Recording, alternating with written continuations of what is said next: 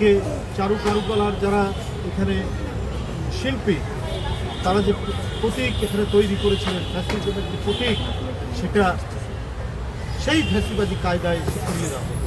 ওরা হত্যা, ওরা পোড়ানো, ওরা অদৃশ্য করা, ওরা গুম করা আমাদের সুমহান ঐতিহ্যবাহী সংস্কৃতির মধ্যে এটা সংযোজন করেছিলেন। সেই সংযোজনের কারণে সেই সংস্কৃতি থেকে তারা বেরিয়ে যেতে পারে। আমাদের সংস্কৃতি ছিল মিলনের সংস্কৃতি, আমাদের আবহমান কালের সংস্কৃতি প্রয়োজন ভ্রাতৃত্বের সংস্কৃতি, যেটা মিলনের মধ্যে উদ্বুদ্ধ করে। আমরা সেটাই লালন করি।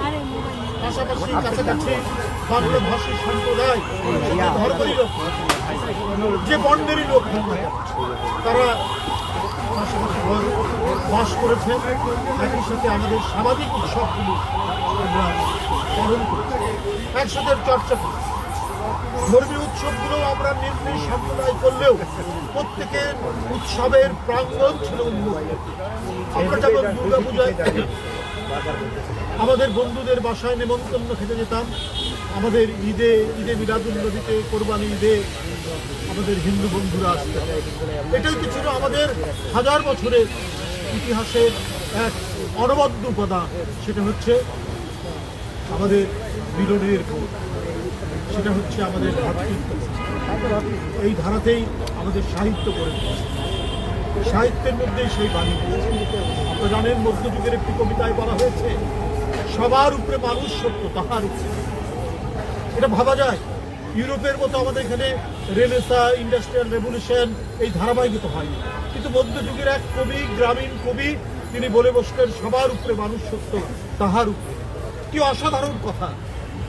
যেখানে রেনেসা হয়নি, যেখানে ফিনান্সিয়াল ক্যাপিটালিজমের কোনো কথা নেই, যেখানে ইন্ডাস্ট্রিয়াল রেভলিউশনের কোনো কথা নেই, যেখানে এনলাইটমেন্টের কোনো কথা, সব ইউরোপীয়। তো সেখানেও দেখুন, এদেশের ঐতিহ্যের মধ্যে মানবতার বাণী ঠিকরে উঠেছে একজন গ্রামীণ কবির মুখে। এটাই তো আমাদের ঐতিহ্য। এখানে একমাত্রিকতা নেই, এখানে বিভাজন নেই, এখানে বিচ্ছিন্নতা নেই। আমরা সবাই একই ধ্যানের বিরাট। আমরা কেউ চকমকি পাথর, কেউ বিভিন্ন পাথর আমরা হতে পারি, কিন্তু আমরা একই প্ল্যাটফর্মের মোজাইক হিসাবে আমরা পরস্পরের সাথে জমাট পাই। তাই বন্ধুরা আমার, আমরা 5ই আগস্টের পর যে মুক্ত বাতাবরণ তৈরি হয়েছে, যে মুক্ত পরিবেশ তৈরি হয়েছে, যে স্বস্তি এবং শান্তিদায়ক যে পরিবেশের মধ্যে আমরা প্রাণবন্ত গণতন্ত্রকে পাওয়ার জন্য আমরা এখন অপেক্ষা করছি। আমরা বলছি যে প্রয়োজনীয় সংস্কার সম্পন্ন করে তাড়াতাড়ি অবাধ এবং সুষ্ঠু নির্বাচনের আপনারা ব্যবস্থা নেবেন অন্তর্বর্তীকালীন সরকারের কাছে। এটা বারবার আমরা আহ্বান জানিয়েছি, আমরা দাবি করেছি। এই নিয়ে অনেকেই অনেক ধরনের ধোঁয়াশা তৈরি করার চেষ্টা করছে।